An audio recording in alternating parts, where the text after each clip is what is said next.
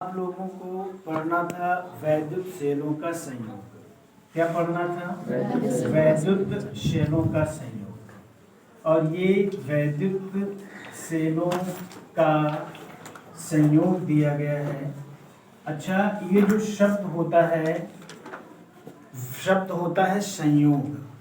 संयोग का मतलब होता है कॉम्बिनेशन। कॉम्बिनेशन का मतलब होता है जुड़ाव। जुड़ाव का मतलब होता है जब हम एक या दो से अधिक सेलों को आपस में जोड़ दें, तो ये जो कॉम्बिनेशन है वो संयोग कहलाता है। और ये जो संयोग करना है वो वैद्युत सेलों का संयोग करना है। इसका संयोग करना है, वैद्युत सेलों का संयोग करना है। तो वैद्युत सेलों में अगर हम सेल की बात करें तो वैद्युत सेल एक ऐसी युक्ति है जिसके द्वारा हम धारा प्राप्त कर सकते हैं, वैद्युत धारा प्राप्त कर सकते हैं। लेकिन अगर हमें जरूरत प्रबल वैद्युत धारा की हो, काहे की जरूरत हो? एक प्रबल वैद्युत धारा की जरूरत हो, तो प्रबल वैद्युत धारा हम एक सेल से तो प्राप्त नहीं कर सकते। तो जब हम प्रबल वैद्युत धारा एक सेल से प्राप्त नहीं कर सकते तो हमें दो से अधिक सेलों को आपस में जोड़ना पड़ता है। तो जब हम दो से अधिक सेलों को आपस में जोड़ेंगे तो सेलों का जो संयोग होता है, सेलों का संयोग, ये जो सेलों का संयोग होता है, ये सेलों का संयोग बैटरी कहलाता है। सेलों का संयोग क्या कहलाएगा? बैटरी कहलाएगा। तो जब हम दो से अधिक सेलों को आपस में जोड़ देंगे तो आपस में जोड़ने पर जब हमें एक बैटरी मिल जाएगी, तो बैटरी के मिलने पर या बैटरी के बनने पर हम बैटरी से प्रबल वैद्युत धारा प्राप्त कर सकते हैं। तो अगर हम सेलों को जोड़ना चाहते हैं तो सेलों को कॉम्बिनेट करने के लिए या सेलों का कॉम्बिनेशन करने के लिए 3 प्रकार का कॉम्बिनेशन होता है। उसमें पहले प्रकार का जो कॉम्बिनेशन दिया गया है उस क्रम को हम नाम देते हैं श्रेणी क्रम। क्या नाम देते हैं? श्रेणी क्रम नाम देते हैं। और जो श्रेणी क्रम है, श्रेणी क्रम को इंग्लिश में इन सीरीज बोला जाता है। क्या बोला जाता है? इन सीरीज बोला जाता है, अर्थात श्रेणी क्रम में जोड़ देते हैं। श्रेणी क्रम का मतलब है कि अगर हम देखो फिजिक्स में जब आप सेल का सिंबल बनाते हो तो सेल का सिंबल का मतलब है कि आप एक पॉजिटिव का आयन लो और एक नेगेटिव का आयन लो। और चूंकि आप लोग जानते हैं कि अगर कोई भी सेल होगा तो उस सेल का एक आंतरिक प्रतिरोध भी होता है जो कि घोल होता है। भाई सेल में जो भी द्रव डाला जाता है, जो भी उसका घोल होता है, वो भी धारा के मार्ग में बाधा उत्पन्न करता है। और सेल के अंदर या सेल का जो घोल होता है, धारा के मार्ग में जो बाधा उत्पन्न करता है वह उसका आंतरिक प्रतिरोध कहलाता है। तो आंतरिक प्रतिरोध में ये एक धनायन था, ये एक ऋणायन है, और इसका जो आंतरिक प्रतिरोध लिया वो हमने स्मॉल r मान लिया। कितना मान लिया? स्मॉल r मान लिया। तो अगर हम इसको स्मॉल r मान लेंगे तो श्रेणी क्रम का क्या मतलब है? श्रेणी क्रम में हमने मान लिया कि हमने 3 सेल ले लिए। कितने सेल लिए? 3। तो एक और सेल हमने यहाँ पर लिया, ये उसका पॉजिटिव आयन था, ये उसका नेगेटिव आयन था, और फिर ये इसका स्मॉल r जो कि आंतरिक प्रतिरोध हो गया। फिर हमने एक सेल ले लिया, ये पॉजिटिव का, ये एक नेगेटिव का, फिर ये इसका हमने आंतरिक प्रतिरोध स्मॉल r दे दिया। जब हम श्रेणी क्रम में सेलों को जोड़ते हैं तो श्रेणी क्रम में सेलों के जोड़ने का मतलब है कि पहले सेल का जो नेगेटिव आयन है, ठीक, नेगेटिव इलेक्ट्रोड है, तो पहले सेल के नेगेटिव इलेक्ट्रोड को दूसरे सेल के धन इलेक्ट्रोड से ऐड कर देते हैं। दूसरे सेल के ऋण इलेक्ट्रोड को तीसरे सेल के धन इलेक्ट्रोड से ऐड कर देते हैं। तो ये हमें एक सीरीज मिल जाती है। और चूंकि हम जानते हैं कि जो सेल होता है, सेल का जो धन ध्रुव होता है और शेल का जो ऋण ध्रुव होता है, मीन्स इसका जो पॉजिटिव आयन होता है और इसका जो नेगेटिव आयन होता है, यहाँ पर एक विद्युत वाहक बल होता है और विद्युत वाहक बल की जो डायरेक्शन होती है वो नेगेटिव से पॉजिटिव की तरफ होती है। फिर आपका दूसरा सेल दिया गया है, दूसरे सेल में भी पॉजिटिव और नेगेटिव दिया गया है, तो यहाँ पर भी जो विद्युत वाहक बल होगा, विद्युत वाहक बल का जो सिंबल होता है वो कैपिटल ई होता है और इसकी भी जो डायरेक्शन होगी वो पॉजिटिव से नेगेटिव की तरफ, सॉरी नेगेटिव से पॉजिटिव की तरफ होगी।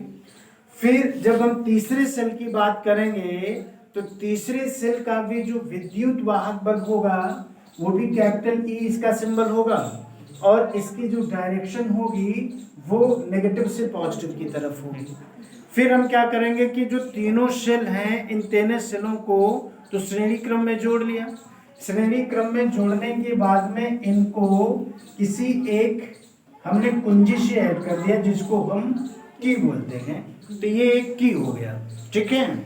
और इसका संबंध हमने किसी एक बाह्य प्रतिरोध मतलब इसको कैपिटल आर बोलेंगे, इससे कर दिया और फिर डायरेक्टली इसका जो संबंध था वो हमने यहाँ से इसके ऋण इलेक्ट्रोड से कर दिया। तो ये आपका एक फिगर बन गया और ये जो फिगर है ये फिगर श्रेणी क्रम संयोजन को दर्शाता है, जो कि आपको पता है जो धारा होती है वो ऑलवेज प्लस से किधर बहती है, माइनस की तरफ फ्लो करती है।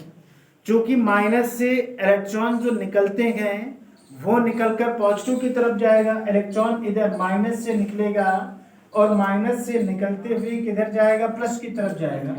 और जब प्लस की तरफ इलेक्ट्रॉन जाएगा फिर जब हम कुंजी को प्रेस करेंगे, ठीक है, कुंजी को प्रेस करेंगे तो की को प्रेस करने पर जो भी इसमें इलेक्ट्रिसिटी अर्थात आई फ्लो होगी तो वो आई प्रतिरोध बाह्य प्रतिरोध कैपिटल आर से फ्लो होती हुई ये पूरे सर्किट में घूमेगी, पूरे परिपथ में घूमेगी। अब इसमें दो तीन चीजें हैं। एक तो हम ये मान लिया, हमने ये मान लिया कि हमारे पास में यहाँ पर जो सेल, ध्यान से समझना, हमारे पास जो सेल हैं वो ना तो एक सेल है, ना तो दो सेल है, ना तो तीन सेल है। वैसे तीन सेलों को हमने दर्शा दिया है, लेकिन मान लो कि अगर आपके पास में सेलों की एक नंबर हो तो हम ये मान लें कि माना कि n सेल है। क्या लिखेंगे, माना कि n सेल है, यहीं पर है। तो ये हमने लिखा माना कि n सेल है, माना कि n सेल है। n का मतलब हो गया number of cell. Number of cell का मतलब है कि सेल 4 भी हो सकते हैं, सेल 5 भी हो सकते हैं, सेल 7 भी हो सकते हैं, सेल 8 भी हो सकते हैं। मतलब सेलों की जो नंबर है वो कितनी भी हो सकती है। तो माना कि n सेलें श्रेणी क्रम में जुड़ी हुई है। किस क्रम में जुड़ी हुई है, श्रेणी क्रम में जुड़ी हुई है, श्रेणी क्रम में जुड़ी हुई है। और प्रत्येक सेल का आंतरिक प्रतिरोध, प्रत्येक सेल का आंतरिक प्रतिरोध, तो प्रत्येक सेल का जो आंतरिक प्रतिरोध है वो स्मॉल आर है। और सेलों का जो श्रेणी क्रम संयोजन है, इस श्रेणी क्रम संयोजन को एक बाह्य प्रतिरोध अर्थात कैपिटल आर से जोड़ दिया गया। काहे से जोड़ दिया गया, कैपिटल आर से जोड़ दिया गया। तो अगर हम ये निकालें कि सेलों का कुल विद्युत वाहक बल कितना होगा भाई, अगर हम ये निकालें कि जो सेलें हमारे पास में n सेलें जुड़ी हैं, जैसे आप ऐसे समझ सकते थे कि मान लो ये वाला जो सेल है, इस सेल का विद्युत वाहक बल 5 वोल्ट का होता, इस वाले सेल का विद्युत वाहक बल भी 5 वोल्ट का होता और इस वाले सेल का भी विद्युत वाहक बल 5 वोल्ट का होता। तो कुल मिलाकर सेल हमारे पास 3 थे, ठीक है, और हर एक सेल का जो विद्युत वाहक बल है वो 3 है। तो 3 से आप विद्युत वाहक बल को मल्टीप्लाई कर देते तो कुल कितना निकल आता, 15 निकलता। तो अगर हम सेलों का कुल विद्युत वाहक बल निकालें, सेलों का ये रहा आपका कुल विद्युत, ये आपका वाहक और ये बल है। तो सेलों का अगर कुल विद्युत वाहक बल निकालें तो कुल विद्युत वाहक बल में हम देखेंगे कि सेल कितने जुड़े हुए हैं। तो आपको पता है कि n सेलें जुड़े हुए हैं। तो ये जो नंबर ऑफ सेल है अर्थात n, ये मल्टीप्लाई कर देगा विद्युत वाहक बल अर्थात कैपिटल ई में। अच्छा, आप जब ये कैपिटल ई में मल्टीप्लाई करेगा उसके बाद में हम निकाल लेंगे कि कुल आंतरिक प्रतिरोध कितना है, कुल आंतरिक प्रतिरोध कितना है। तो सेलों का कुल आंतरिक प्रतिरोध, तो ये रहा कुल आंतरिक, ये आपका दिया गया है प्रतिरोध। तो कुल आंतरिक प्रतिरोध अगर हम निकालेंगे तो देखो आंतरिक प्रतिरोध को काहे से सिंबल करते हैं, स्मॉल आर से सिंबल करते हैं। और कुल अगर प्रतिरोध निकालेंगे तो जो नंबर ऑफ शेल है अर्थात स्मॉल एन, वो भी तो मल्टीप्लाई कर देगा स्मॉल आर को। तो कुल मिलाकर इसका जो आंतरिक प्रतिरोध निकलेगा वो स्मॉल एन में मल्टीप्लाई आर करके निकलेगा। तो ये तो हो गया आंतरिक प्रतिरोध। अब देखो इसमें आंतरिक प्रतिरोध भी स्मॉल आर है और एक इसका बाह्य प्रतिरोध कैपिटल आर लगा हुआ है। अगर आपसे पूछ लिया जाए कि इसका कुल प्रतिरोध कितना होगा, क्या पूछ लिया जाए, कुल प्रतिरोध कितना होगा, तो कुल प्रतिरोध का कुल जो प्रतिरोध है, कुल प्रतिरोध हम ऐसे समझ सकते हैं, मान लो आपको बैलेंस दिया जाए, ठीक है, 100 रुपये बैलेंस दिया जाए और आप उस 100 रुपये बैलेंस को लेकर बाजार जाते हैं और बाजार में आप कहीं पर 50 रुपीज़ खर्च कर देते हैं और किसी प्लेस पर 40 रुपया खर्च कर देते हैं। आप जब बाजार से घर वापस लौट कर आते हैं और आपसे पूछ लिया जाए कि आपने कुल कितना खर्च किया है, तो कुल खर्च का मतलब है कि जहां पर आपने 50 खर्च किया था वो वाला और जहां पर आपने 40 खर्च किया था वो वाला, दोनों को जब आप आपस में ऐड कर दो तभी तो आपका कुल निकलेगा। तो हमारे पास अगर कुल प्रतिरोध निकालेंगे तो आंतरिक प्रतिरोध और जो बाह्य प्रतिरोध है दोनों को आपस में क्या कर देंगे, ऐड कर देंगे। तो ये आपका बाह्य प्रतिरोध मतलब एन आर और प्लस आपका कैपिटल आर, ये निकलेगा आपका कुल प्रतिरोध। अच्छा, पीछे आपने एक फार्मूला पढ़ा था वैद्युत धारा का, वो आपने कल पढ़ा था, कल का मतलब परसों पढ़ा था। तो परसों आपने जो I इक्वल फार्मूला निकाला था वो निकाला था कुल विद्युत वाहक बल अपान कुल प्रतिरोध। याद है आप लोगों को कि नहीं याद है? आपने I बराबर जो फार्मूला निकला था I इक्वल, वो निकला था कुल विद्युत वाहक बल। क्या निकला था आपका? कुल विद्युत वाहक बल, कुल विद्युत वाहक बल और अपॉन में आपने निकाला था कुल प्रतिरोध। याद आ रहा है आपको? कुल प्रतिरोध, ये फार्मूला निकाला था। तो अब अगर हम निकाल लें इसमें, यहां से शुरुआत करते हैं, अब अगर हम इसमें निकाल लें कि कुल, यहां से अगर हम निकाल लें कि कुल धारा कितनी प्रवाहित होगी, जो भी परिपथ आपको दिया गया है इस परिपथ में प्रवाहित धारा, परिपथ में प्रवाहित धारा, तो ये आपका रहा परिपथ और परिपथ में प्रवाहित धारा। तो परिपथ में प्रवाहित जो धारा है, धारा को क्या बोलेंगे? I इक्वल आपका जो फॉर्मूला बनता है वो बनता है कुल विद्युत वाहक बल। तो ये हो गया कुल, ये आपका विद्युत, ये आपका वाहक और ये आपका बल, और अपॉन में आपका दिया जाता है कुल प्रतिरोध। याद है आप लोगों को? Yes. तो ये आपका हो गया कुल प्रतिरोध। अब अगर हम फार्मूला रखेंगे मान लो, तो ये आपका I इक्वल कुल जो विद्युत वाहक बल दिया गया है वो शेलों का कुल विद्युत वाहक बल आपने निकाला N कैपिटल E, ये निकाला आपने, तो ये आपका N और कैपिटल E हो जाएगा। और टोटल के अपॉन में जब आप कुल प्रतिरोध निकालेंगे तो आपका स्मॉल n स्मॉल r दिया गया है, small n small r n plus capital R कुल विद्युत वाहक बल हो गया। तो ये आपका स्मॉल n स्मॉल r और प्लस आपका कैपिटल R हो गया। ये इसका मूल फार्मूला निकलता है, लेकिन इसकी दो कंडीशन होती है। कितनी कंडीशन होती है? दो कंडीशन होती है। और उन दो कंडीशंस में अगर हम पहली कंडीशन ये मान लें, पहली कंडीशन ये मान लें कि जो आंतरिक प्रतिरोध है वो बाह्य प्रतिरोध की अपेक्षा कम है, ठीक है। तो ये जो n स्मॉल r है वो कम है, कम का मतलब ये स्मॉल देन आप जानते हो ना, तो ये लेस देन हो गया कैपिटल R की तुलना में। तो जब कैपिटल R की तुलना में जिधर ये बीक ओपन होती है उधर जो लेटर होता है वो कैपिटल होता है, और जिधर ये बीक बंद होती है, क्लोज होती, उधर का जो साइन होता है वो छोटा होता है, ये तो पता है आपको। तो हमने माना small n r is less than capital R, तो लिखेंगे स्मॉल एन आर को छोड़ने पर, स्मॉल एन आर को क्या करेंगे, छोड़ने पर, तो उसको हमने छोड़ दिया।